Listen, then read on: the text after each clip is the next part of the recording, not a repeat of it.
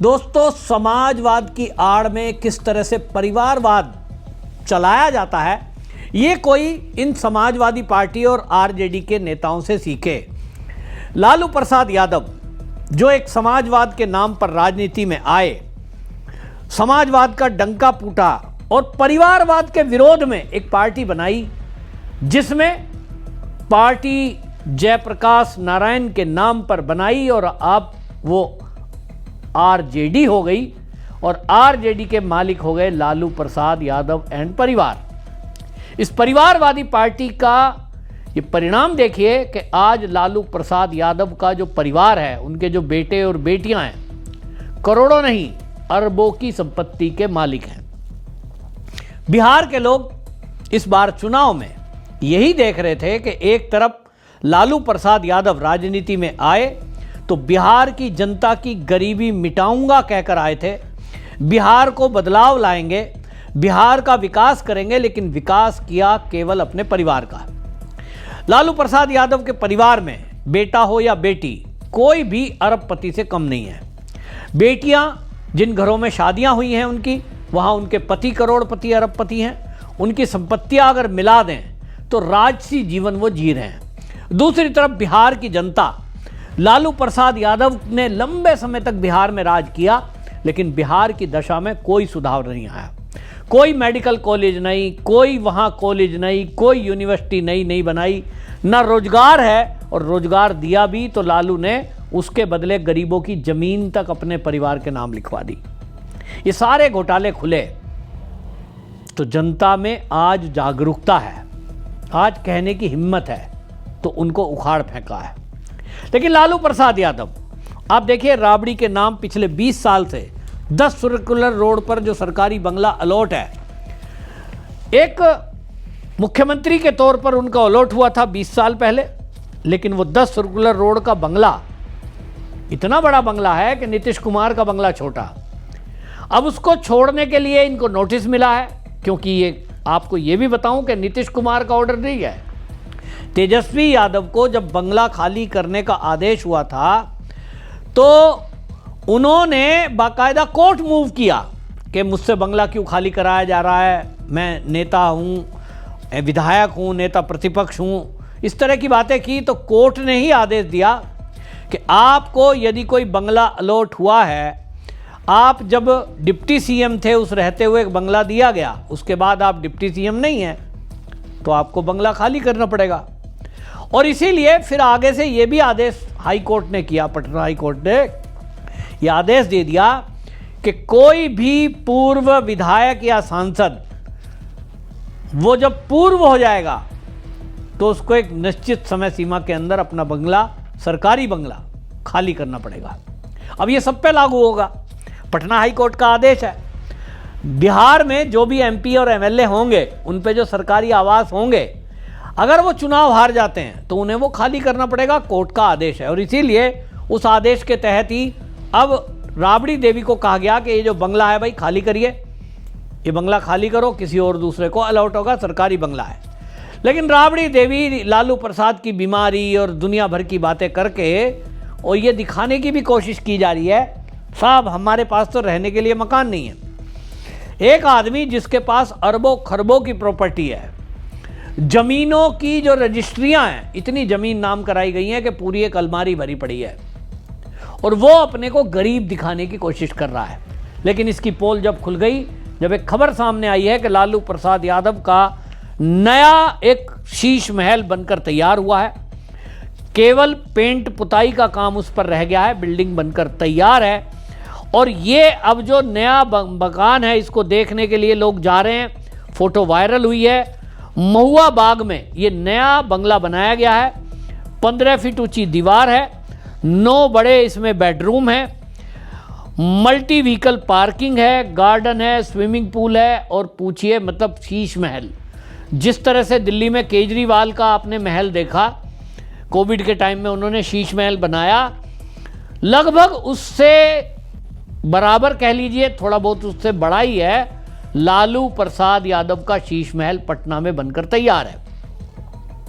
तो लालू प्रसाद यादव जो एक छोटे से घर में कभी रहा करते थे, पुरानी फोटो भी सोशल मीडिया पर है, आज अरबों खरबों रुपए के मकान में वो शिफ्ट करेंगे। उनके बच्चों की अगर मैं बात करूं तो बच्चों के पास भी जो प्रॉपर्टी है, चौथे नंबर की जो उनकी बेटी है रागिनी यादव, 100 करोड़ से अधिक की संपत्ति है। सबसे कम संपत्ति किसके पास है? जो बड़ा बेटा तेज प्रताप है, क्योंकि वो धर्म कर्म वाला व्यक्ति है, धार्मिक भावना है, देशभक्ति है, सीधा साधा है। तो उसको तो देखिए कैसा दरकिनार किया कि चुनाव भी जिताने के बजाय हरवाने के प्रयास किए गए। उसकी जान को खतरा था, ऐसा गृह मंत्रालय की रिपोर्ट कहती है, इसलिए उनको केंद्रीय फोर्सेस दी गई जान की रक्षा करने के लिए। आपको जान के आश्चर्य होगा, मात्र 2 करोड़ रुपए की संपत्ति चल अचल तेज प्रताप के पास है। बेटियों की अगर बात करूं लालू की, तो मीसा भारती जो सबसे बड़ी बेटी है, पाटलिपुत्र से सांसद है, 2024 में जो उन्होंने चुनावी हलफनामा दिया उसके अनुसार उनके पास 10 करोड़ रुपए की संपत्ति है। छठवीं बेटी जो अनुष्का है उसके पास 29 करोड़ की संपत्ति है। तेजस्वी के पास 9 करोड़ की संपत्ति है। रोहिणी यादव 36 करोड़ की मालकिन है। और राजलक्ष्मी जो मुलायम के पोते तेज प्रताप से जिसका विवाह हुआ है, 12 करोड़ रुपए की संपत्ति उनके नाम पर है। लालू और राबड़ी की बात करें तो 20 करोड़ रुपए की प्रॉपर्टी उनके हलफनामे के अनुसार है।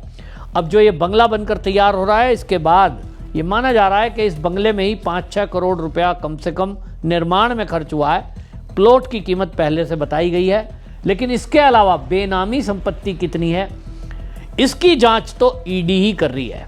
अभी तक वो जांच पूरी फाइनल नहीं हुई है, लेकिन आईआरसीटीसी घोटाले में जो चीज़ें सामने आई हैं उसमें एक बात बिल्कुल साफ है कि लोगों की ज़मीनें नाम लिखवा दी गई, पटना के प्राइम लोकेशन की ज़मीनें हैं, और कितनी ऐसी ज़मीन है जिसका अभी पता लगना बाकी है।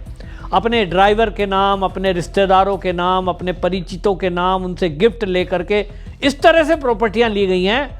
और पता नहीं, ये लोग तो विदेशों में भी प्रॉपर्टियां रखते हैं, लेकिन इतना तो तय है कि बिहार की गरीबी मिटाने के नाम पर राजनीति में आए लालू प्रसाद यादव अपने परिवार की गरीबी तो मिटा ही गए, और अब अपना अगला जीवन सोचिए, आगे का जीवन उनका कितना बचा है।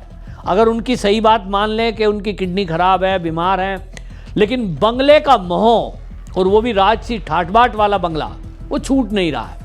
और इसीलिए एक आलीशान शीश महल पटना के अंदर जो बना है, अब लालू जी उसमें शिफ्ट हो जाएंगे। और इसमें जैसा मैंने कहा फाइनल टच दिया जा रहा है, बस पर्दे वर्दे टांगना, पेंट पुताई रह गया है। तो अब जो है महुआ बाग के नए बंगले में लालू जी दिखाई देंगे, नए क्लेवर के साथ। लेकिन सवाल यह है, क्या कोई पत्रकार या कोई आरजेडी का कार्यकर्ता इनसे पूछेगा कि भाई आप एक साधारण से छोटे से परिवार में जब कभी थे, साइकिल पे चला करते थे, अगर पूरे जीवन की आपकी सैलरी और जो आपको पेंशन मिलती है उसको जोड़ भी दें तो वो 4-5 करोड़ से ऊपर नहीं बैठेगी। लेकिन उसके बावजूद आपने बच्चियों की शादियां की, उसमें खर्चा हुआ, और आपने जीवन जिया, चुनाव लड़े, इसके बाद ये प्रॉपर्टी आई कहां से? इसका मतलब कहीं ना कहीं गरीबों का हक मार कर, भ्रष्टाचार करके ये संपत्ति कमाई है। ये कहने की बात नहीं है। लेकिन राजनीतिक नेताओं का कुछ बिगड़ता नहीं है, क्योंकि इनके पास बड़े बड़े वकील होते हैं, सुप्रीम कोर्ट तक में लड़ने के लिए इनके पास फीस होती है, और इसलिए केस दर केस चलता रहता है। अब लालू जी की देखिए सजा मिल चुकी है, चारा घोटाला ही 900 करोड़ रुपए का था। अब उसमें कुछ भी नहीं हो रहा, घर में ऐशो आराम की जिंदगी जी रहे हैं, जैसा एक आम आदमी कोई घर में रहता है उससे तो बेटर ही लाइफ जी रहे। तो भाई नेताओं को इसलिए किसी बात का खौफ नहीं होता, और इसीलिए ये जिंदगी ऐसी जीते हैं। तो जब ये ऐसे उदाहरण सामने रहेंगे तो आदमी सोचता है पॉलिटिक्स में आ जाएं तो अपना भी वारा न्यारा हो जाए और बच्चों का भी वारा न्यारा हो जाए। लेकिन देश की जनता को समझना चाहिए कि मुलायम सिंह यादव का परिवार है, तो उन्होंने अखिलेश को सत्ता सौंपी, तो अरबों खरबों की प्रॉपर्टी उत्तर प्रदेश। और ये बताया जा रहा है अखिलेश के बारे में, तो योगी जी ने बताया था विधानसभा में कि विदेश में एक पूरा द्वीप खरीद रखा है। सोचिए कितनी प्रॉपर्टी इन्होंने, कब एक टीचर थे लेकिन एक द्वीप खरीद लिया, खरबों रुपए प्रॉपर्टी जोड़ी।